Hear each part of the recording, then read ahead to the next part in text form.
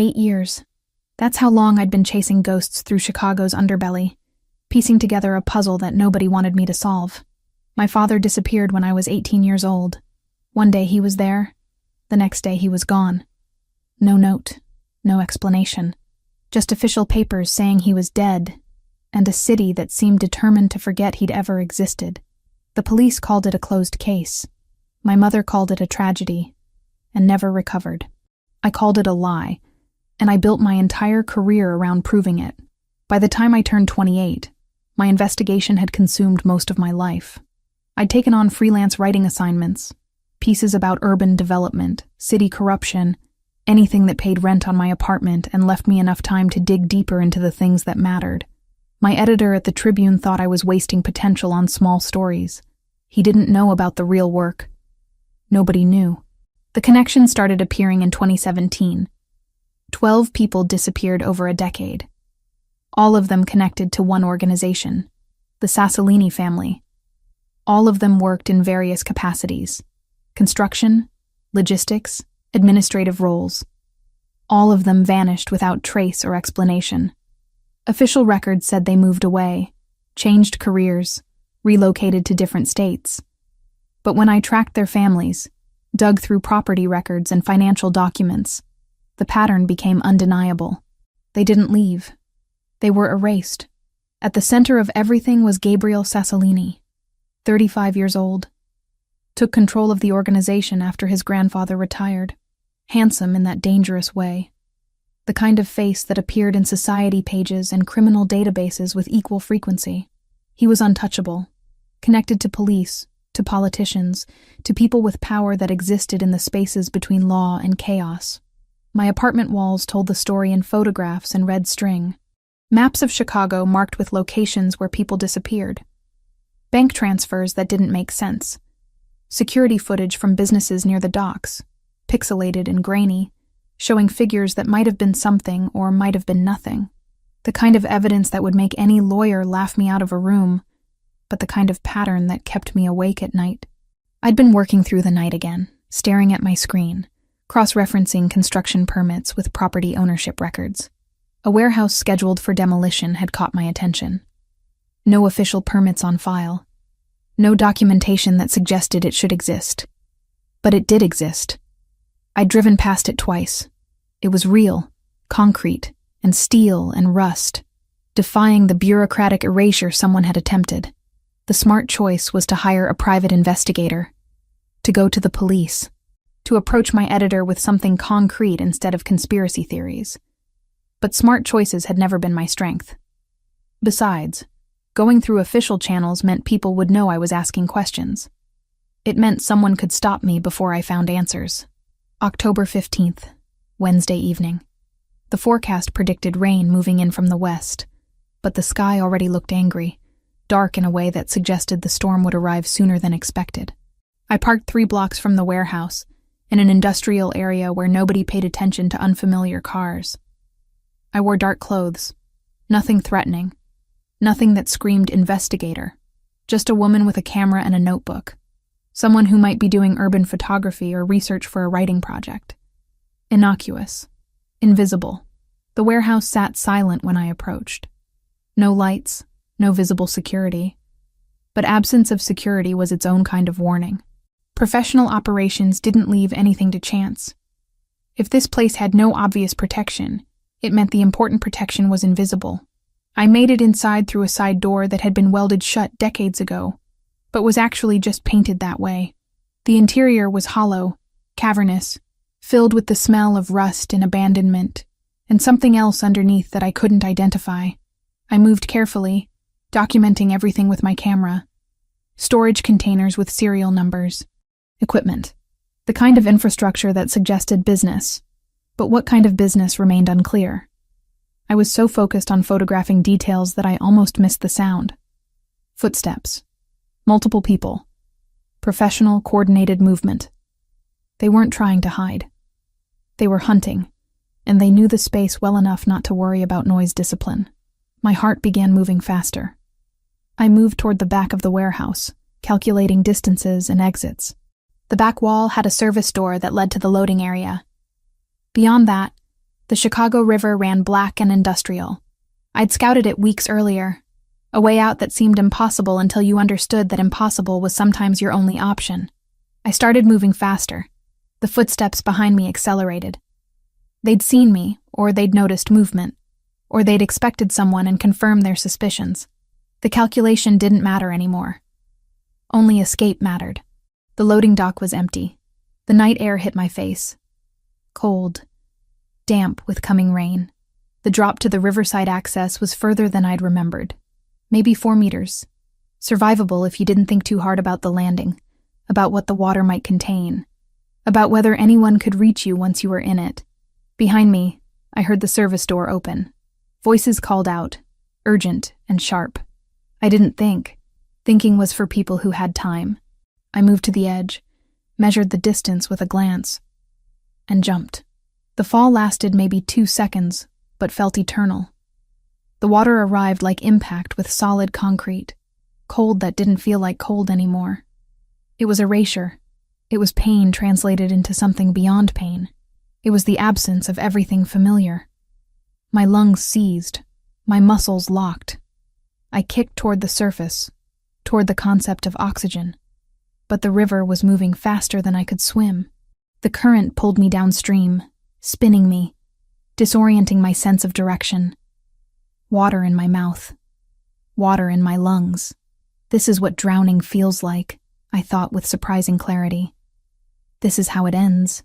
8 years of investigation, and it ends in a river in the dark, where nobody will ever know what happened to me. Then hands. Powerful hands gripping my jacket, pulling upward with force that seemed impossible. I broke the surface, gasping, coughing, my body convulsing as it tried to process oxygen again. I was being dragged toward the bank, away from the current, toward solid ground. A figure, silhouetted against the lights of the property behind him. A large property, secured, with guards I hadn't known existed. "You're all right," a voice said. Deep, rough, close to my ear. "You're safe," he said, eyes still sweeping the street. "Eyes on me. Breathe. I've got you." But I wasn't all right. I was choking on my own survival. My vision swam. The man holding me was moving me toward the bank with efficiency that suggested he'd done this before, or he'd been trained for emergencies, or he simply knew what needed to happen next. He pulled me onto the concrete, and I coughed up river water, gasping like something that had forgotten how to breathe. My hands were shaking. My entire body was shaking. Through the blur of shock and cold and adrenaline, I tried to focus on his face, and something in that face, the structure of it, the intensity of his eyes, the way he was looking at me, triggered a memory, a fragment from before my father disappeared, a photograph I hadn't thought about in years. A man in my living room, laughing with my father, speaking in Italian. My lips moved. I wasn't planning to speak. The name came from somewhere deeper than conscious thought, from muscle memory and subconscious recognition. The cognomen my father had used when he still existed.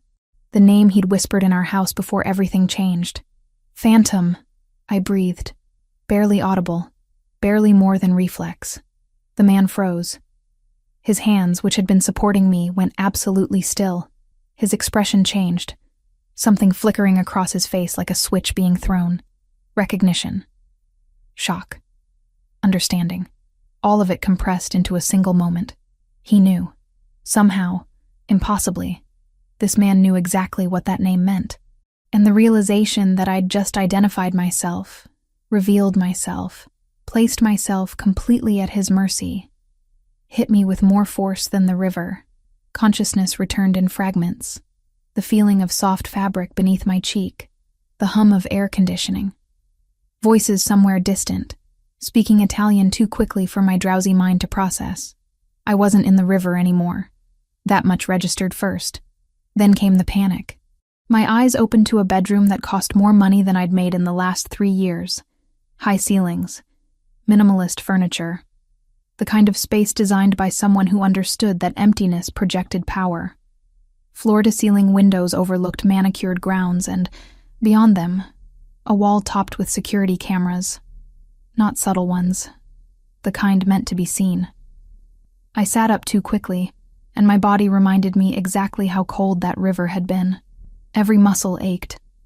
My lungs felt scraped raw. My clothes were gone, replaced with a silk robe that probably had a designer name I couldn't pronounce. I was clean. Someone had cleaned me while I was unconscious. The violation of that realization hit harder than the fear. The bedroom door opened without warning. He filled the doorway completely. Gabriel Sassolini, the man from the warehouse. In daylight, without water streaming down his face, he looked even more dangerous. The scar that traced his mandible caught the light as he studied me. His eyes were dark brown, almost black, and they held the expression of someone accustomed to never being surprised. Except, he looked surprised. Or something close to it. "You're awake," he said. Not a question. His accent was subtle but present. Italian underneath American English. "You've been asleep for nearly 16 hours. I pulled the robe tighter. "Where am I?" "Safe." He crossed the room with measured steps. "The question is why you were at that warehouse." "I don't know what you're talking about." The lie came reflexively, but his expression didn't change. He'd expected it. He stood at the window, silhouetted against the morning light, and I had the strange sensation of being assessed by something far more dangerous than a man. A force. An entity. "You whispered a name," he continued, still not looking at me, "when I pulled you from the river. A name nobody has used in 10 years. A name that belonged to someone I knew very well." My throat constricted. My mind raced through explanations, justifications, ways to deny what he clearly already knew. The only sound was my own breathing. "Your father," Gabriel said quietly.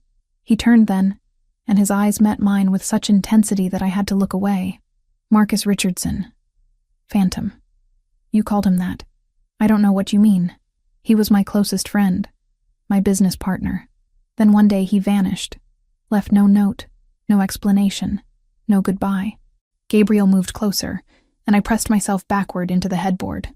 8 years later, his daughter appears in a warehouse she shouldn't know about, investigating the organization I run. Calling his old cognome in a moment of panic. "Tell me, Jessica. May I call you Jessica?" How am I supposed to interpret that? I said nothing. The truth was too complicated, too dangerous, too connected to things I didn't fully understand. Gabriel seemed to accept my silence as answer enough. He turned back to the window. "I'm not going to hurt you. If I wanted you dead, you'd already be dead. Instead, I fished you out of a river." He paused, though I'm not entirely sure why. The implication hung between us. He'd saved me on impulse. The realization that he might regret it was almost worse than the threat of violence would have been. "I want to leave," I said. "No, you don't. You can't keep me here." Gabriel glanced at me over his shoulder, and something that might have been amusement flickered across his face. "Actually, I can. I own this property. I control this estate, and enough of the surrounding blocks to make you very easy to find. I own the local police captain, the mayor, and 3 state representatives. I can keep you here for as long as I decide is necessary." He returned his attention to the window. "But I'm not going to. You're free to walk out whenever you choose. The door is unlocked. The gates will open. You'll make it approximately 15 minutes before my people pick you up, and then the situation becomes considerably more complicated than it currently is. So the question isn't whether you can leave. It's whether you should." He left after that, closing the door behind him with careful softness. Not a slam. Not a threat. Worse, somehow. I waited 30 seconds before I was out of bed and moving. The bathroom was attached to the bedroom, and I found clothes laid out on a marble counter. Carefully chosen. Tan linen pants, a cream-colored sweater, shoes in burnt brown leather. Everything in earth tones. Nothing that stood out, nothing that drew attention. He dressed me in invisibility. I moved through the halls of his home like a ghost. The architecture was exactly what I'd expected from someone like him. Cold, expensive, designed to intimidate. Modern art on the walls that probably had significant price tags. Furniture that looked uncomfortable by design. Everything screaming wealth in languages that didn't require words. The library found me as much as I found it. 2 stories tall, books from floor to ceiling, a rolling ladder, The kind of space that suggested someone actually read, actually thought, actually experienced the world beyond violence and money. I moved deeper into the stacks, running my fingers along spines, and that's when I saw it. A photograph, framed, sitting on a shelf between first editions and leather-bound antiques. The glass was old, the image faded slightly, but the moment it captured was undeniable. 3 figures. A man I'd know anywhere, despite 10 years of absence. My father. Younger than I'd ever known him, his face unlined, his smile genuine. Next to him stood Gabriel, decades younger, but recognizable in the structure of his face, the intensity of his eyes.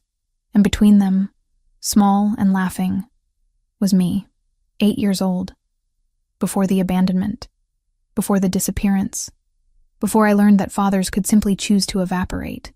The photograph fell from my hand. I don't remember dropping it. I don't remember sinking to the floor. I remember only the sensation of the world tilting, of memories that I'd buried so deep I'd nearly convinced myself they were fiction, suddenly clawing their way back to the surface. I'd been in this room. This man had known my father. They'd been close enough to be photographed together. Close enough that my childhood self had apparently trusted him completely. I was still on the floor when Gabriel found me. He stood in the doorway, and his expression changed the moment he saw me. The predator softened, just slightly, into something almost like regret. "I should have put that away," he said quietly. I couldn't respond. My throat had closed around words I didn't have. Gabriel crossed the room and knelt beside me, not touching, just being present. His proximity triggered something else, a fragmented memory of his hands pulling me from the river, of his voice telling me I would be all right, of being saved by someone I'd spent years trying to find connections to. "You knew him," I managed. "Yes." "You were friends." "Yes." "Why did he leave?" Gabriel was quiet for a long moment. When he spoke, his voice carried the weight of a decade's worth of unanswered questions. "That's what I've been trying to understand since the day he disappeared. He left without explanation, without goodbye. He left me wondering if the friendship meant nothing, if the partnership was a lie, if everything we built together was going to collapse without him." He paused, and I heard the old pain in that silence, the kind that didn't fade with time, only deepened. "Your father was a good man," Gabriel continued. "Better than me, better than most people I've known. And I have no idea why he chose to vanish." I picked up the photograph with trembling hands. 3 people who'd been happy once. 3 people who'd been connected. 2 of them were still alive, both holding pieces of a puzzle that neither fully understood. "Why did you save me?" I asked. Gabriel stood, offered me his hand. After a moment I took it. His grip was warm, steady, the grip of someone accustomed to holding things firmly. "Because," he said, "when I pulled you from the water and heard that name, I realized I might finally get answers about what happened to Marcus. And because it's possible that saving his daughter was the closest I'd come in 10 years to feeling absolved of whatever failure allowed him to leave in the first place. 33 hours in Gabriel's home taught me that captivity comes in many forms. I wasn't locked in a room. The doors opened when I pushed them. Food appeared on tables without anyone forcing it down my throat. Yet I remained trapped, the invisible walls of his authority more effective than any chain. Gabriel questioned me on the second morning. Not brutally. He sat across from me at a dining table that could seat 20, drinking espresso from a small cup, watching me with the patience of someone who understood that information extracted through pressure often came out distorted. He wanted truth, not panic. "Tell me about your investigation," he said. I chose my words carefully. "My father disappeared when I was 18. The police declared him dead. I didn't believe them. Why not? Because they didn't look very hard. Because the paperwork seemed rushed. Because nobody in my family got real closure. And I wasn't willing to accept that." Gabriel set down his cup. "So you became a journalist." "I became a lot of things. A journalist was just the most useful one." He leaned back in his chair, studying me the way a collector might examine a painting with a hidden signature. "You found a pattern connecting disappearances to my organization." "Yes. And you thought investigating a warehouse in the middle of the night alone was a rational strategy? I thought it was necessary. Necessary for what? To get yourself killed? To confirm suspicions that might have no basis in reality? His voice remained level, but I detected frustration underneath. What exactly were you hoping to find? I set down my fork. The food had gone cold anyway. Information. Proof. Something that would explain where he went and why nobody could tell me the truth. Gabriel was quiet for a long moment.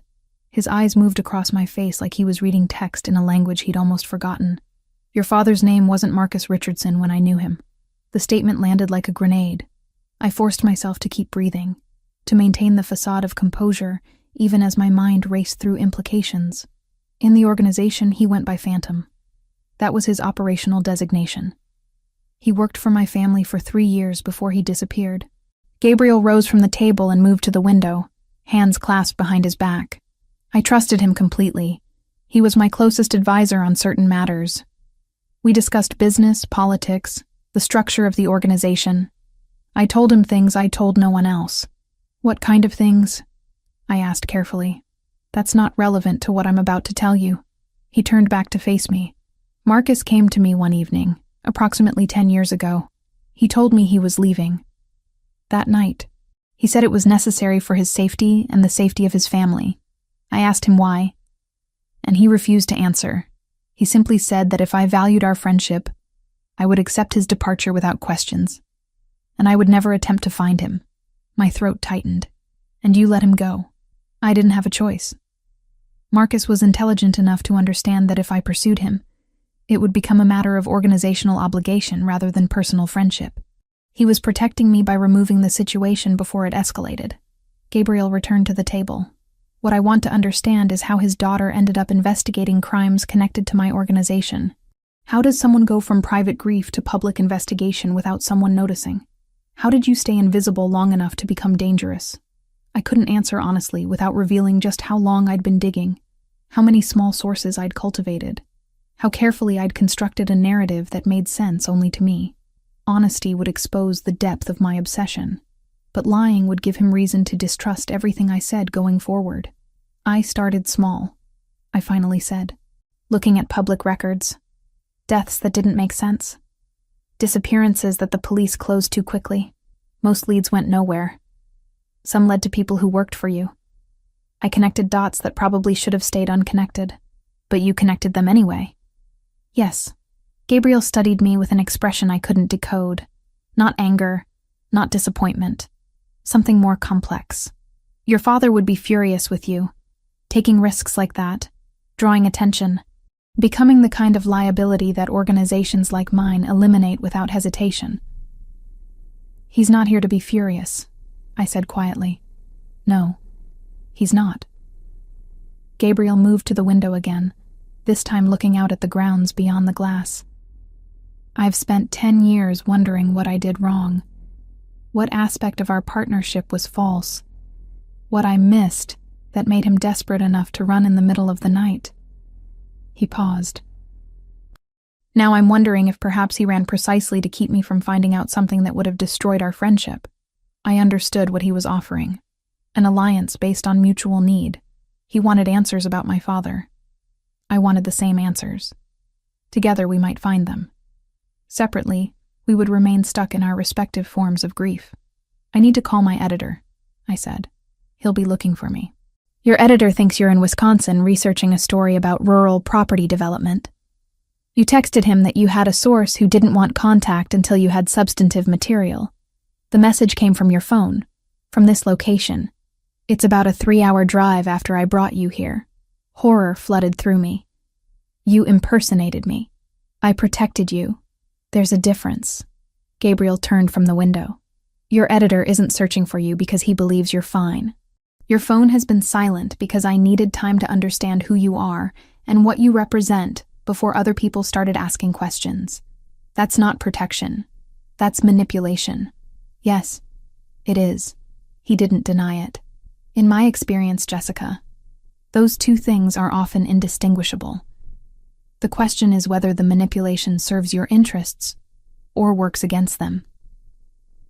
I stood from the table. My legs felt unsteady, but I forced myself to move toward him. "What do you want from me?" "I want you to help me find your father. I want you to use the investigation skills you've developed over 8 years to answer questions I've carried for a decade. In exchange, I will provide you with resources that no freelance journalist could access independently. We will search together, and whatever we find, I will help you determine how much of it belongs in a published story and how much belongs in the spaces between official record and truth. And if what we find implicates you, something that might have been respect crossed his face, then we'll deal with that when we reach it. But I suspect what we'll find implicates me far less than it implicates the people who made Marcus desperate enough to disappear." I realized then that I could leave. Gabriel had told me as much. The gates would open. The roads would carry me toward the life I'd been living before the river pulled me under. I could publish speculation without proof. I could alert the authorities to my knowledge. I could do many things that felt like freedom and tasted like defeat. Or I could stay. I could use the resources of a man with power and information. I could finally discover what happened to my father. The danger was obvious. The manipulation was explicit, but the alternative was to remain forever trapped in the small prison of not knowing. "Teach me your business," I said. "Help me understand how it works. Then tell me where my father fit into it. Everything. From the beginning." Gabriel nodded slowly. "All right. But understand what you're agreeing to. Once you understand how the Sassolini organization operates, you become dangerous to people who prefer ignorance. There's no going back from that knowledge. There's no going back from jumping into a river," I replied. "At least this way I chose my consequences." He almost smiled at that. A brief flicker of something that looked like approval. Then it was gone, replaced by the careful expression of a man about to share secrets that could destroy him. "We'll start with your father," he said, "because understanding him is the only way to understand why he left." Gabriel's archives occupied the 3rd floor of his home, a climate-controlled vault that would make any museum curator weep with envy. Rows of filing cabinets in polished steel. Servers humming in a secure room behind reinforced glass. My father's history, catalogued and preserved like evidence in a case that had never officially closed. "Your father handled acquisitions," Gabriel explained, pulling a leather folder from a drawer marked 1997-2005. "Property deals mostly. Construction contracts. He was brilliant at identifying undervalued assets and positioning them for development. The organization would acquire land through legitimate companies, improve infrastructure, then sell at exponential profit margins. I reviewed documents dated from the year I was born. Permits, environmental assessments, transfer documents. My father's signature on everything. Marcus Richardson, listed as project coordinator. The work was meticulous, organized, the signature of someone who took pride in precision. He never worked directly on the violent side of operations," Gabriel continued, handing me another file. "I protected him from that. He was too valuable to waste on street-level enforcement. Besides, Marcus had principles I didn't share. He wanted income without bloodshed when possible. I tolerated that because his financial contributions more than compensated for his squeamishness." We spent the next 3 days in those archives. Gabriel teaching me the infrastructure of organized crime the way a professor might explain economics or engineering. How money moved through legitimate businesses to obscure its origins. How political connections ensured permits for projects that should have been rejected. How police departments received regular donations that didn't appear in any official records. My editor called on the 4th day. "Richardson, where the hell are you?" His voice crackled through the phone I'd finally retrieved from Gabriel's security office. "You've been gone for a week. The Wisconsin story is dead. I need you back in Chicago, or I need to know you're not coming back." I was sitting in Gabriel's library, surrounded by documents that detailed my father's life in ways my mother had never managed to articulate. "I'm working on something bigger," I said carefully. "A real story. Not the rural development piece." "I don't care if you're working on the biggest story of the decade. You're a freelancer, Jessica. You work for multiple outlets. You can't just disappear into the Wisconsin wilderness for 7 days without communication." Guilt twisted through my chest. He was right. I'd violated basic professional protocols. I need 2 more weeks, maybe 3. I'll have something concrete then. 2 weeks. Jessica, I've got a pipeline of stories. If you want work, you need to commit to deadlines. The lie came smoothly. Years of investigation had taught me how to construct narratives that felt real, even when they weren't. A source finally contacted me. Someone with direct knowledge of connections between city development and organized crime. I have one shot at this. If I break the connection now, the source disappears. Silence on the other end. I heard him calculating, understanding that a real story about organized crime and municipal corruption was exactly the kind of piece that could elevate both our careers. 3 weeks maximum, he finally said. Then you deliver, or you're done. Understood? I confirmed and ended the call. Gabriel watched me from across the library with an expression I couldn't quite read. Your editor is suspicious, he said. He's demanding. There's a difference. In my experience, there often isn't. Gabriel closed the file he'd been reviewing. We need to accelerate the timeline. If your editor is pressuring you for results, it won't be long before he decides to find out where you actually are. And if he asks the right questions, the wrong people will provide answers. What wrong people? I asked, though I suspected I knew. Dante Verciani is my business partner. Has been for 15 years. He handles operations I prefer not to be directly involved with. Distribution networks. Enforcement. The aspects of this world that require fewer ethical constraints. Gabriel moved to the window. He also has connections to journalists through various intermediaries. If your editor starts asking about you, there's a reasonable chance Verciani hears about it. The implication settled into my bones like cold water. You think he'll come looking for me? I think it's possible. Which means we need to understand what happened to your father before that becomes a problem. Over the next 2 weeks, Gabriel and I visited locations connected to my father's work.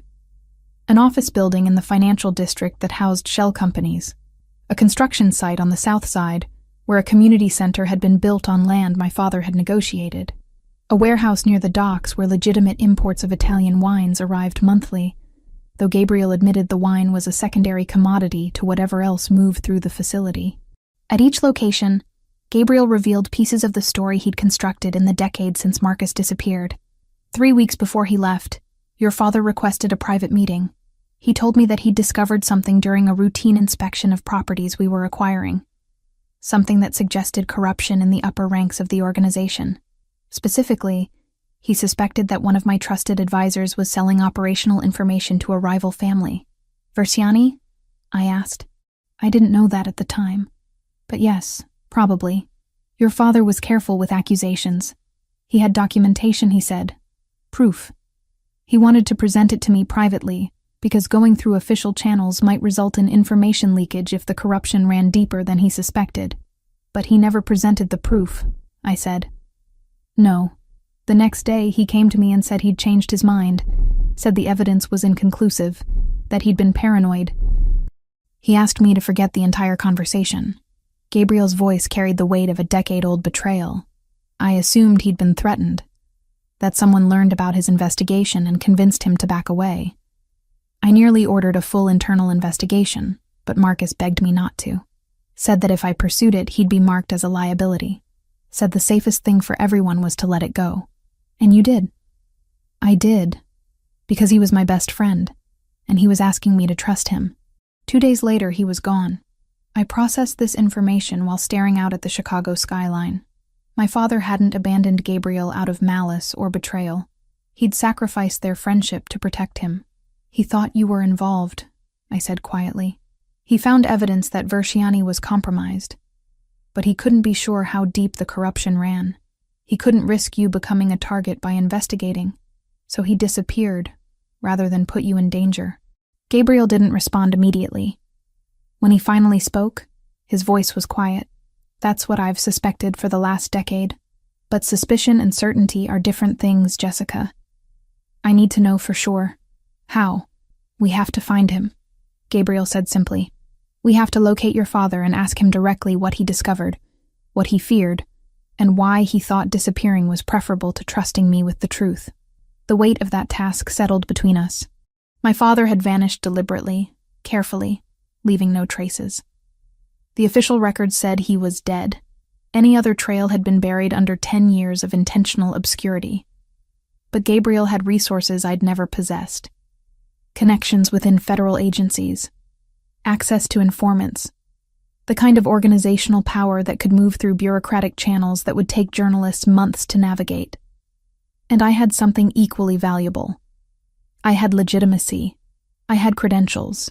I had the ability to ask questions publicly, without arousing the same level of suspicion that would surround Gabriel's inquiries. Together, we began searching for a ghost who'd become human through his choice to vanish. The investigation that had consumed 8 years of my life suddenly felt less like obsession and more like necessity. We weren't looking for my father to expose him. We were looking for him to understand him.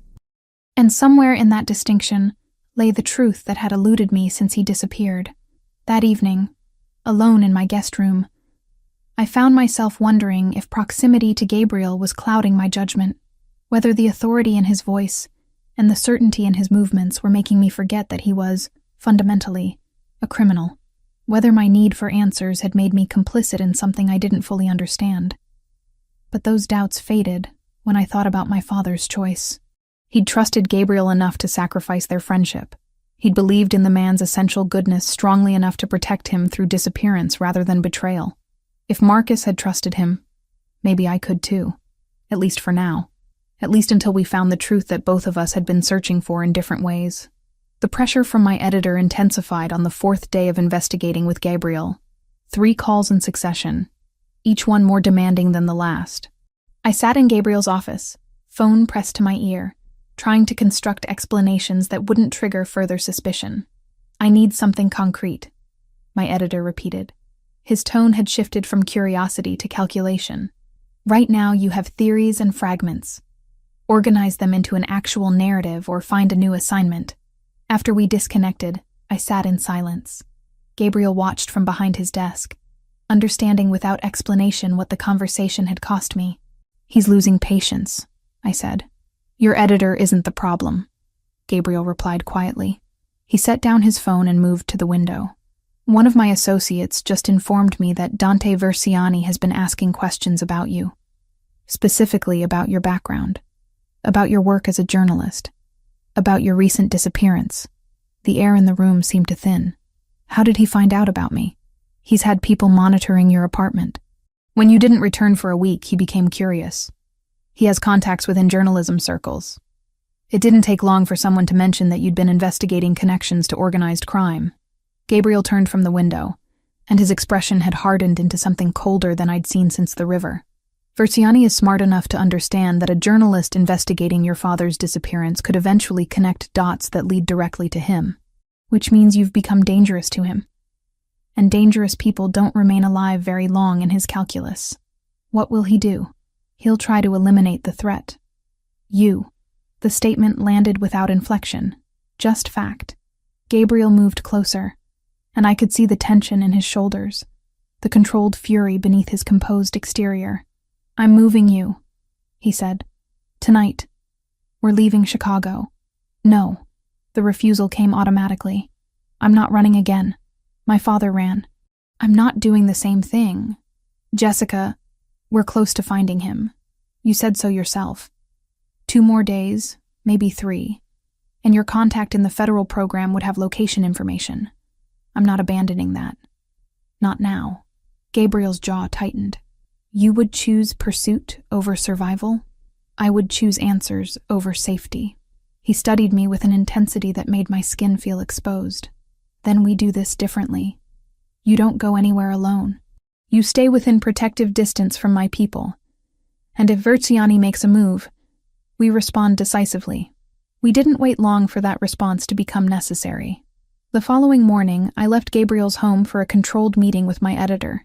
Gabriel insisted on preparation, on establishing protocols. I wore a wire disguised as a necklace. 2 of his men followed at discreet distance. Another pair waited near the... When I was 9, my father taught me to make a list with 2 columns. What we know, what we are pretending to know. He made me label the 2nd column in red. "Most mistakes wear the right uniform," he said, handing me a pencil that had been sharpened down to a stubborn nub. I asked why we had to color code lies. "Because you will forget which is which when you are tired." He did not raise his voice then either. He drew a box around the last red line and told me to sleep. That night, I'd hidden the list under my pillow like it was talisman or teeth for a ritual I didn't understand. Years later, standing in a borrowed kitchen staring at an open laptop, I drew the same box in the margin of my notes. The line inside it was simple. I don't know how this ends. The pencil didn't make me brave. It just made the page honest enough that I could keep going. Cafe The Marshalls had pre-cleared for sightlines and exits where I'd agreed to meet. My editor arrived carrying his usual coffee and his usual expression of mild annoyance. He didn't notice the surveillance. He didn't notice anything except his irritation at my continued vagueness. "I need specifics," he said before I'd even sat down. "Names, dates, evidence. Right now you're asking me to trust a source I've never met about a story that sounds like conspiracy fiction." I was constructing a response when the black sedan pulled up to the curb outside. The extraction happened with precision. Multiple men in business casual clothing moved with choreography that suggested extensive planning. They surrounded my editor and me before I understood what was happening. One of them reached for my arm. The necklace transmitted my distress directly to Gabriel's security team. The response was violent and immediate. Gabriel's people materialized from the crowd like they'd been waiting for exactly this moment. Bodies moved. Voices escalated. My editor dove behind a table with impressive instinct for someone with no combat training. I was pulled backward, away from the sedan, away from the men trying to secure me. Gabriel emerged from a parked car, moving with controlled fury. His eyes found mine for one moment, and then his attention shifted entirely to the threat. The confrontation lasted maybe 3 minutes. No gunshots. That surprised me. Gabriel had chosen to keep the violence below the level that would attract police attention. His people were trained to subdue and extract, without attracting the kind of notice that brought law enforcement into the equation. One of Versiani's men broke free and ran. Gabriel didn't pursue. He simply watched him disappear into the Chicago street noise, cataloging the escape, filing it for later consideration. "You're all right," he said, hands on my shoulders, checking for injury. "You're all right." But I wasn't all right. I was shaking from adrenaline and terror, and the visceral realization that the world I'd been investigating intellectually was suddenly very real. These were actual threats. Actual violence. Not abstract concepts or theoretical possibilities, but flesh and blood, and the knowledge that people would genuinely hurt me to protect their interests. My editor stood up from behind the table, expressions cycling through shock and fear, and then settling into professional calculation. "What the hell was that?" he demanded. "Exactly the story you wanted," I said, my voice steadier than my hands. "Now you understand why I couldn't give you details before you understood the stakes." Gabriel guided me back to his car. The streets felt dangerous now, every shadow containing potential threat. Inside the vehicle, with doors sealed and security protocols active, I finally allowed myself to breathe properly. "We're leaving Chicago tonight," Gabriel said. It wasn't a request this time. I wanted to argue. Instead, I asked the question that mattered. "Can we find him first, before we leave?" "My father." "Can we locate him before Versiani realizes what we're doing?" Gabriel was quiet for a long moment. "My contact confirmed location information this morning. Your father is in Madison." On the highway to Madison, the city unspooled behind us, until it was only a rumor in the rear view. Marcus drove like the road owed him nothing. We spoke in notes more than sentences, plates we'd seen, a billboard with a phone number that didn't match the brand, the fact that a black SUV took the same exit, and then thought better of it. Evasive rooting isn't glamour. It's silence and coffee that tastes like scorched paper, and the discipline not to accelerate when you're scared. I tried to imagine what I would say when we arrived. What a daughter says to a man who taught her to ask why, and then became the answer no one wanted. Marcus didn't offer comfort. He offered tasks. "Count the turns," he said. "If they take your phone, you still have math." I stared at the mile markers, at the grain silos pretending to be landmarks. This wasn't escape or pursuit. It was a narrowing, a funnel that ended with a door, and a father, and a question I had rehearsed and still did not know how to ask. Protective custody through a federal program. It's about a 3-hour drive. 3 hours. Between Chicago and my father stood 3 hours and the knowledge that Verciani would now be searching for both Gabriel and me, not to capture or interrogate, to eliminate the complications we represented. "We go tonight," I confirmed. "We get to him before Verciani understands where we're heading." Gabriel's hand found mine. The contact was unexpected, but I didn't pull away. His thumb traced small circles on my wrist, and for a moment the predator became something closer to human. Someone capable of protecting what mattered. Someone willing to drive 3 hours into danger, because a woman he'd known for less than 2 weeks needed answers about her father. "If we're doing this," he said quietly, "you need to understand something. Once we locate your father, everything changes.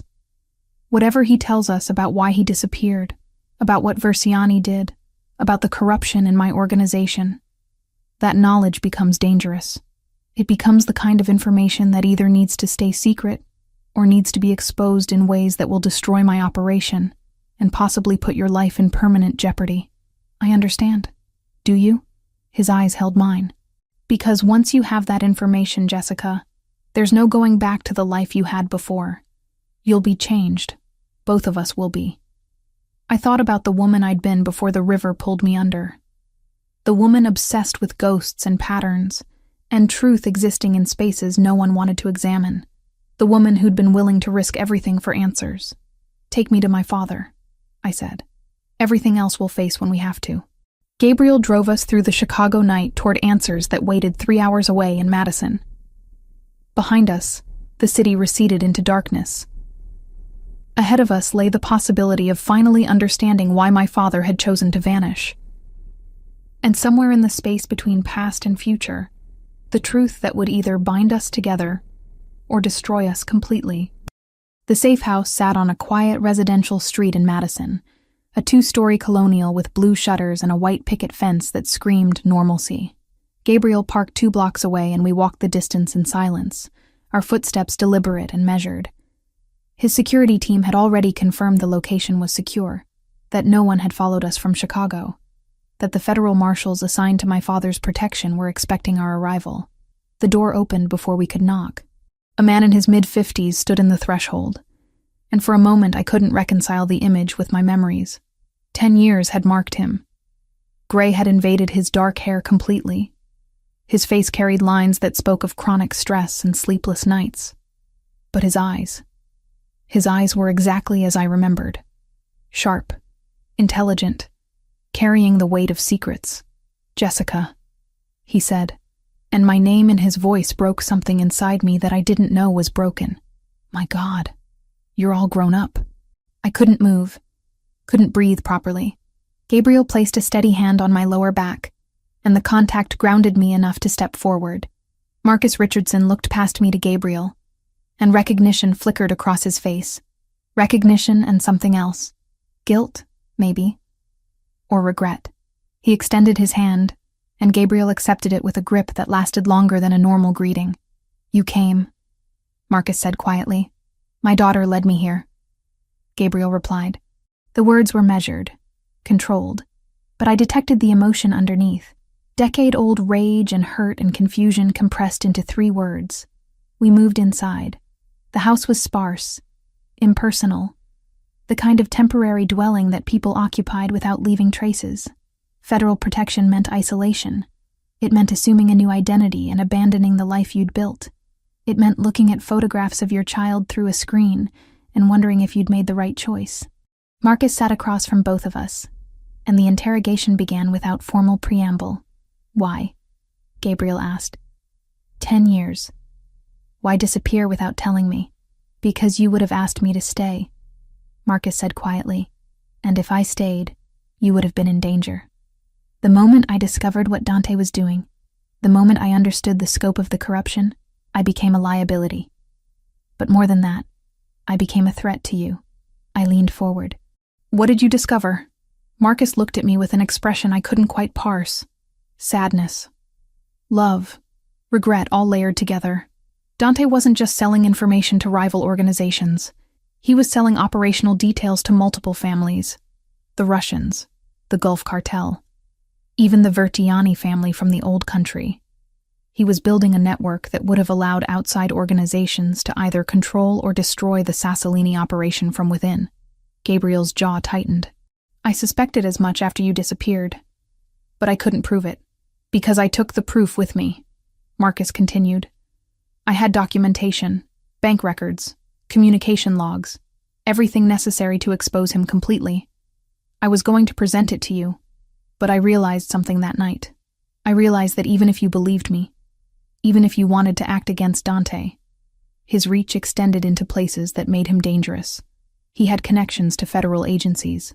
He had protection that I didn't understand the full scope of. So you ran, I said. It wasn't accusatory, just observation. I ran because staying would have turned me into leverage. Dante would have realized eventually that I knew what he was doing. He would have used Jessica. Marcus looked at me with anguish. To force my compliance or my silence.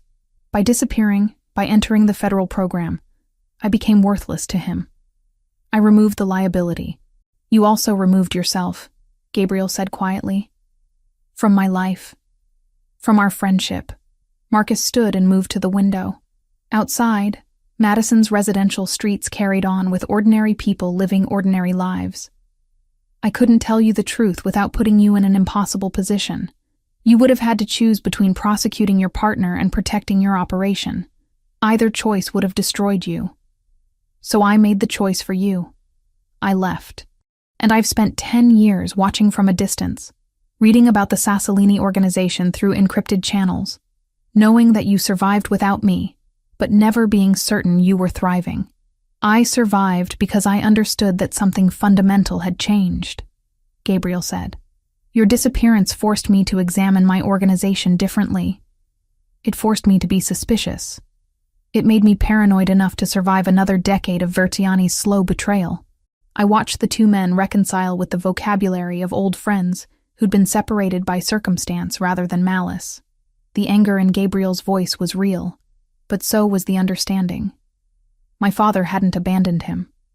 My father had protected him the only way he knew how. What happens now? Marcus asked. Gabriel glanced at me, then back to Marcus. Now we stop protecting Dante through silence. We expose him. We use Jessica's credentials as a journalist to legitimize the information. We make the evidence public in a way that protects both you and me, while destroying him completely. That will implicate you, Marcus said.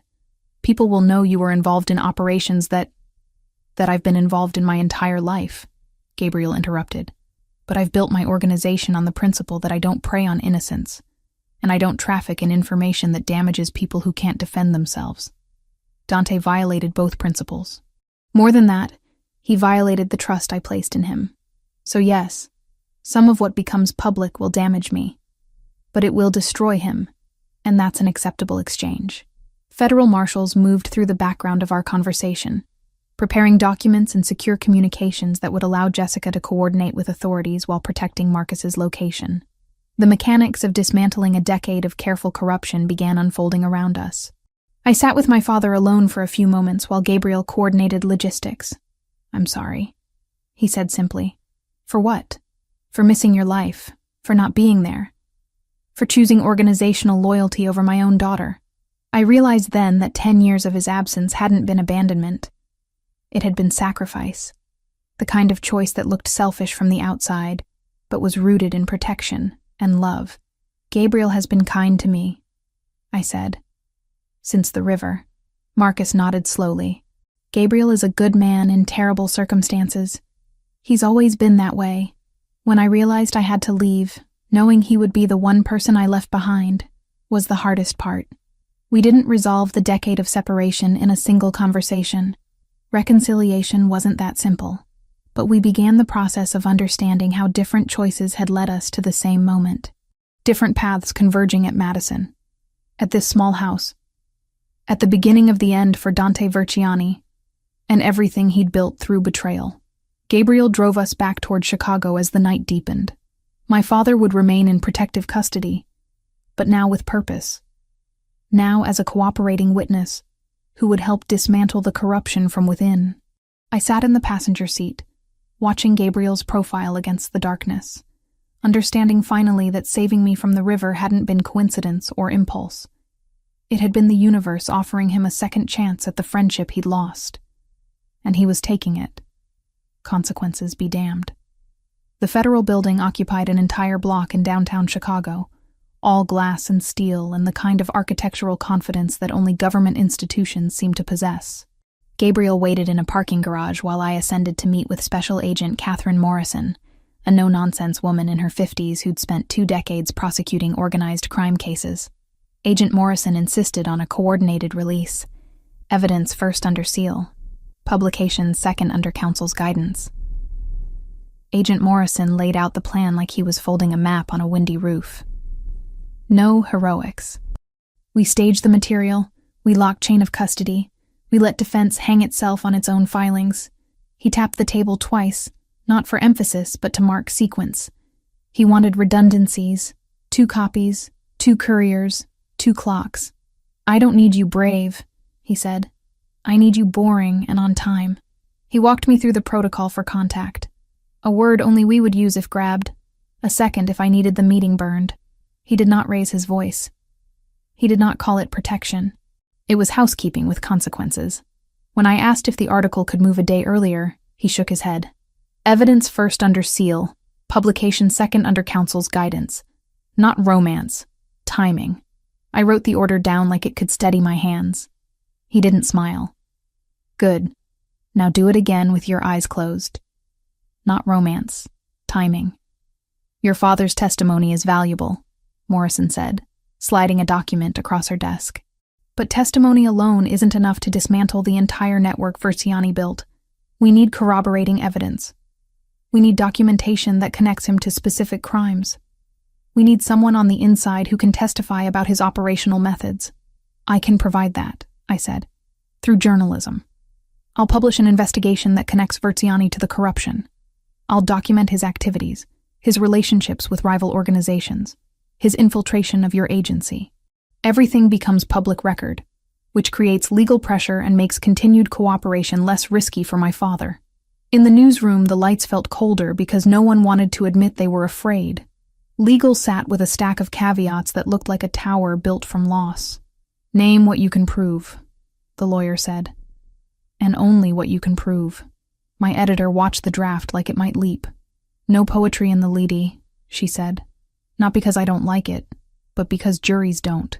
We argued about a single adjective for 10 minutes, and then cut the sentence entirely. Ethics wasn't a halo, it was a harness. You don't owe the audience catharsis, legal said. You owe them a path. I took out a line that made me feel brave, and replaced it with a date and an invoice number. It read colder and truer. And I hated that this was the same thing. When we finally stood up, the page looked smaller than the harm it described. That was the point. No verdicts, no victory laps. Just the door we could open, and the ones we could now close. Morrison leaned back in her chair. You understand that publishing this story will make you a target? Versiani doesn't forgive threats to his operation. Once your name is attached to these revelations, he'll consider you an enemy. I'm already his enemy, I said quietly. I've been investigating him for 8 years without knowing it. At least now I'm doing it intentionally. We spent 3 hours constructing the framework for simultaneous legal and journalistic action. My father would testify before a grand jury about specific instances of corruption. I would publish my investigation, connecting those instances into a broader narrative of betrayal and organized crime infiltration of federal agencies. The timing would be coordinated to maximize pressure on Versiani and minimize opportunities for him to flee or destroy evidence. Gabriel was waiting in the parking garage when I emerged. His expression remained controlled, but I could see the tension in his shoulders, the way his hands gripped the steering wheel as we drove back toward his penthouse. Versiani knows we're moving against him, Gabriel said without preamble. One of my people detected unusual activity in the organization. He's consolidating support, moving money, preparing for something. War, I said. Internal war. He's going to challenge my authority. He's going to claim that I've become weak, that my decision to investigate corruption is destabilizing the organization, that his vision is what we need to survive. Gabriel's jaw tightened. He'll frame his actions as reformation, not betrayal. And unfortunately, some of my people will believe him. That evening we gathered in Gabriel's office. His closest advisors, men I'd learned to recognize over the past weeks. Franco, his second-in-command, several regional managers. They looked at me with varying degrees of hostility, confusion, and assessment. "Jessica has agreed to publish an investigation," Gabriel announced. "The investigation will expose Dante's corruption. It will document his ties to rival organizations. It will make clear that his actions endanger all of us." "You're bringing a journalist into our business?" One of the men, a stocky figure named Antonio, looked appalled. "You're opening us to exposure." "Jessica's investigation will appear regardless of whether she has our cooperation," Gabriel replied calmly. "With our cooperation, we control the narrative. Without it, Dante controls it. I prefer to choose my vulnerabilities." The discussion lasted hours. Arguments were presented. Objections were raised and addressed. By midnight, Gabriel had secured commitment from enough senior figures that any move by Verziani would result in organizational fracture, rather than seamless transition. "You need to go somewhere safe," Gabriel told me after everyone had left. "Verziani will move against me within days. He'll try to eliminate threats. You're a threat now." A federal safe house became my residence for the next 3 days. Concrete walls, unmarked entrance. 2 marshals stationed outside. I worked constantly, compiling 8 years of investigation into narrative form. My editor called repeatedly, becoming increasingly frantic as I finally began delivering material that confirmed every suspicion he'd ever held about organized crime in Chicago. "This is Pulitzer material," he said, "assuming it doesn't get you killed." "I'm aware," I replied. Gabriel called every 12 hours, his voice carrying the strain of navigating organizational politics while preparing for confrontation.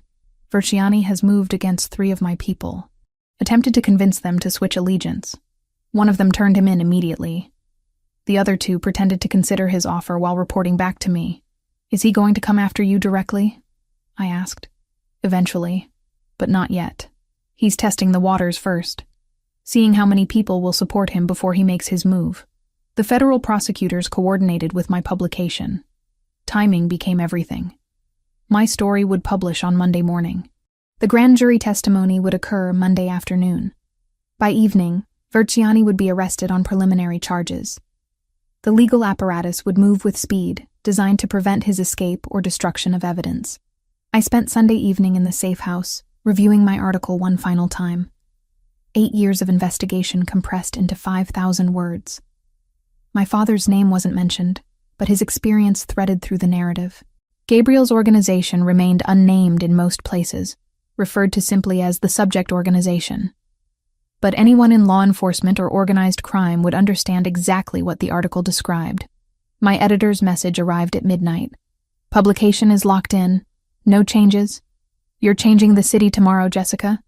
Be ready for the consequences." I understood what he meant. Once my name appeared on this story, I would become public record. My investigation would be archived in databases and news libraries. Verziani might face prosecution, but the danger wouldn't end. There would always be people connected to his organization who considered revenge appropriate response to betrayal. Gabriel arrived before dawn, before the marshals expected him, using security protocols that allowed him access to the safe house. He looked exhausted. His dark eyes held the weight of a man preparing for war against people he'd once trusted. "Your article is going to destroy him," Gabriel said quietly. "I know. It's also going to change everything. Between us. Between you and your father. Between you and this city. I know that too." He pulled me close, and I felt him trembling slightly. Not from fear. From the realization that choices made in the previous weeks had led inexorably to this moment. This threshold. After Monday morning, there would be no going back. "When this is over," he said against my hair. "When Verziani is imprisoned, and the investigation is concluded, I'm going to ask you to stay. I know I shouldn't ask. I know what I am, what my organization represents, but I'm going to ask anyway." I pulled back to look at him. His scar caught the early morning light, a physical manifestation of the life he'd lived, a life of violence and power and calculated risk. "Ask me after Monday," I said. When we both understand what surviving this actually costs. He kissed me then, and it felt like a promise disguised as goodbye, like all the tension and proximity and danger of the past weeks, crystallizing into a single moment of absolute clarity. Monday morning arrived with the weight of consequence. My article published at 6 a.m. exactly. Within hours, it was trending nationally. Within 8 hours, federal marshals arrested Dante Versiani at his home in the suburbs.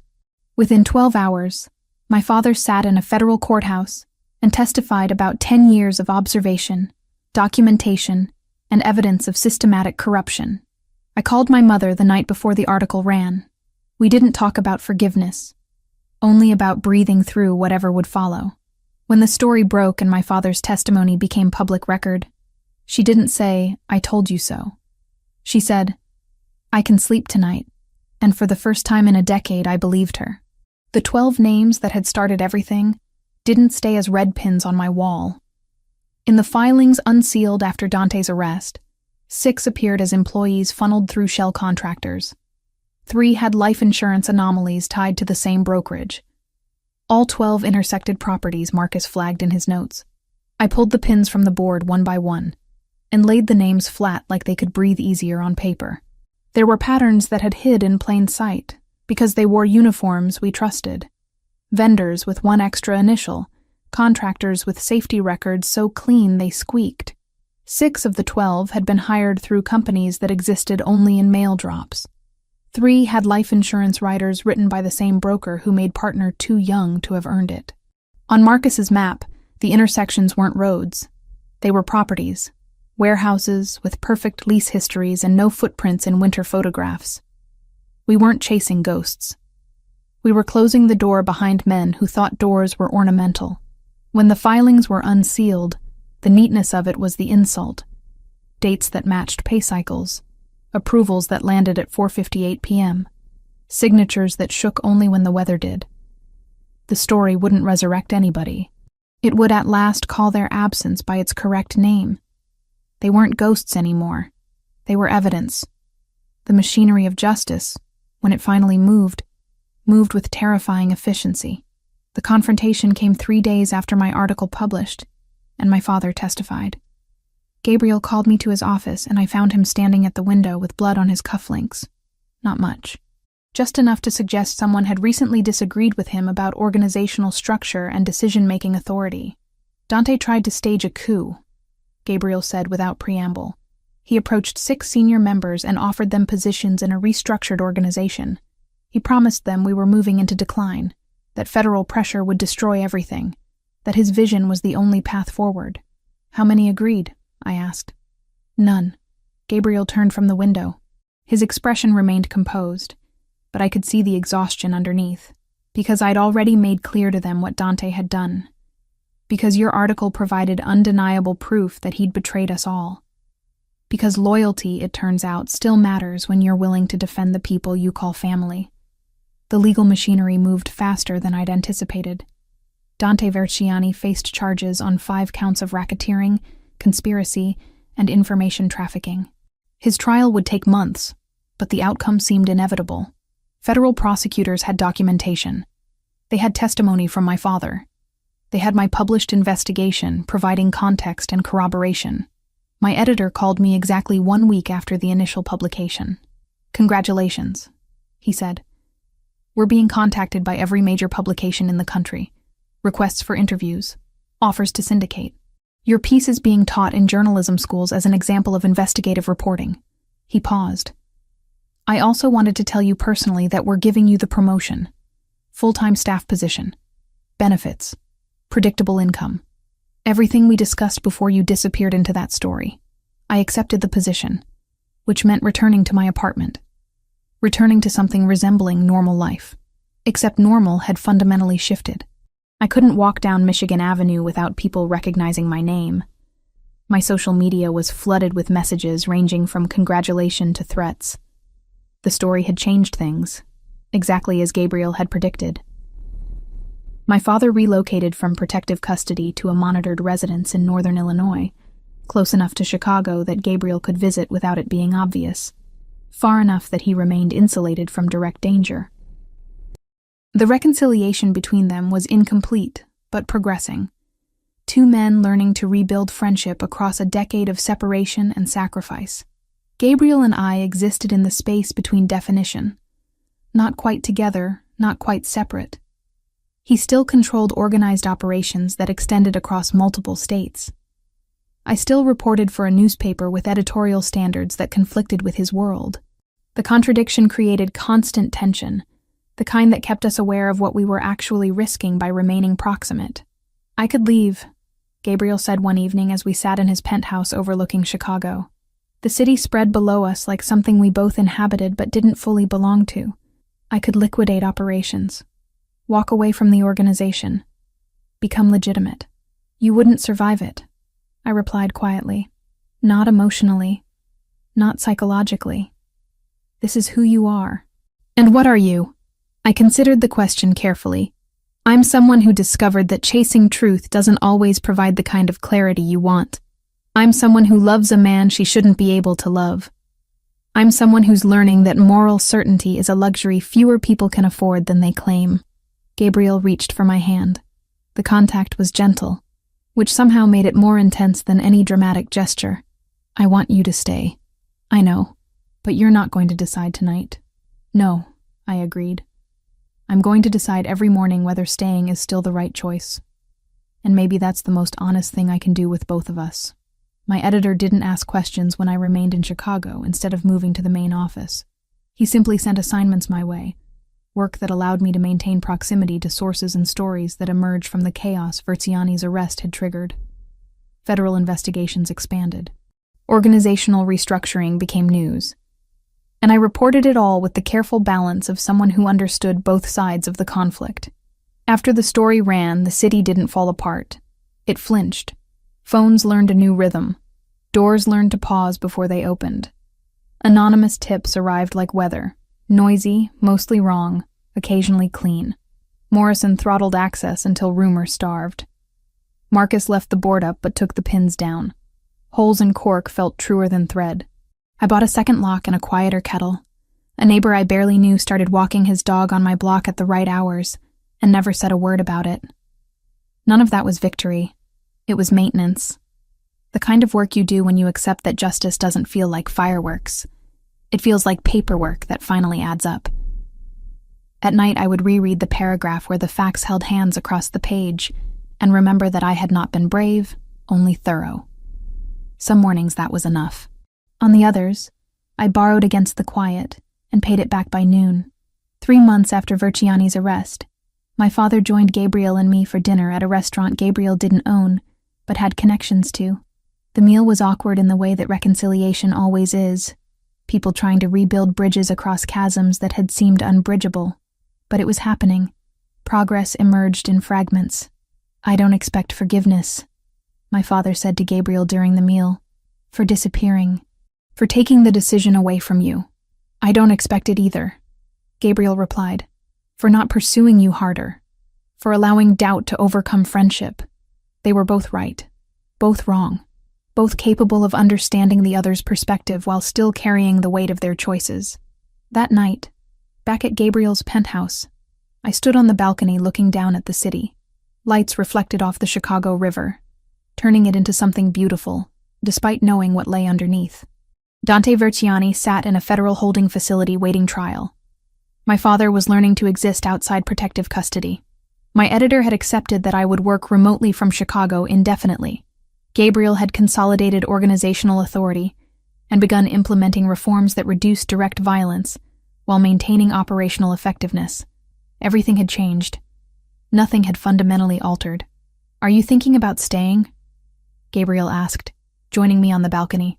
"I'm thinking that I don't have a choice anymore," I said. "I'm too connected now. To you. To my father. To this city and what it represents.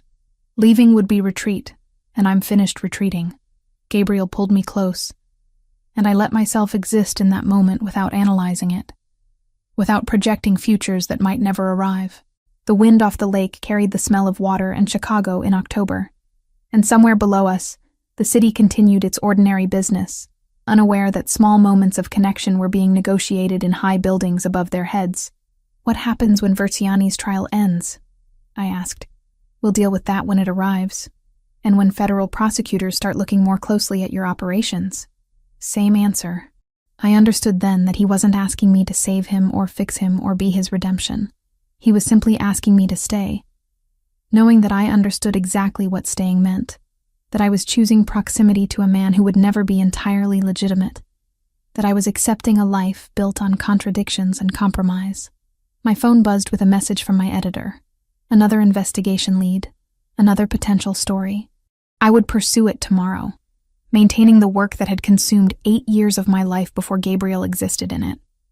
I would continue being the journalist who exposed corruption. I would continue being Jessica Richardson, the woman who jumped into a river and been pulled out by a man who understood sacrifice better than most people understood anything. For now, though, I existed in the space between roles, between the woman I'd been and the woman I was becoming, between the city below and the man beside me and the choices we were both making moment by moment, day by day, without requiring certainty or promises or futures we couldn't control. The river continued moving beneath Chicago's streets, carrying secrets and stories toward destinations unknown. And I remained above it, finally understanding that sometimes survival meant learning to live with the questions instead of waiting for answers that might never arrive.